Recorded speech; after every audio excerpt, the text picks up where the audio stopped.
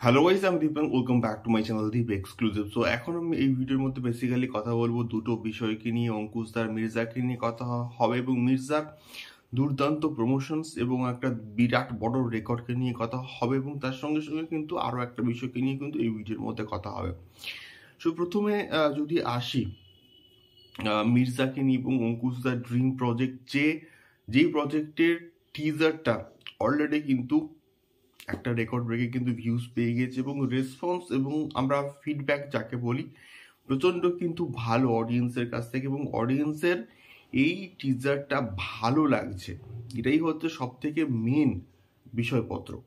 So এখন বিষয়টা হচ্ছে এইটা, অঙ্কুশদার এই টিজারটা আসার পর থেকে বুক মাই শোতে না এই যে ইন্টারেস্টটা, মানে বিএমএস এ যে ইন্টারেস্ট, ওটা কিন্তু প্রায় 1K ক্রস করে গেছে এবং এটাই হওয়াটা খুবই স্বাভাবিক ছিল।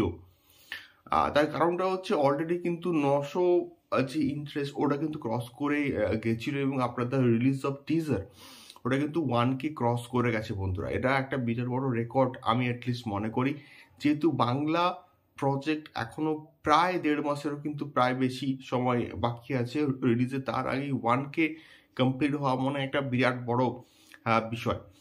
তো এটা গেল প্রথম একটা দিক।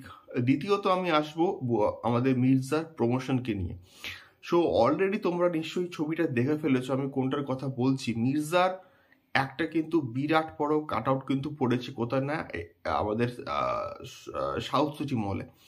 মির্জার যে একটা পোস্টার, তার কিন্তু একটা বিরাট বড় কাট আউট কিন্তু পড়েছে সাউথ সিটি মলে, এবং সাউথ সিটি মলের মতন একটা জায়গাতে যেখানে প্রচুর লোকের ভিড় হয়, প্রচুর লোকের মোটামুটি আনাগোনা হয়, তারা যখন এই যে কাট আউটটাকে কন্টিনিউয়াসলি দেখবে তখন একটা ইনডাইরেক্টলি না একটা ইফেক্ট পড়বে যে এটা কি প্রজেক্ট আসছে এবং এই প্রজেক্টটা কেমন হতে পারে, এই প্রজেক্টের এইরকম পোস্টার কেন।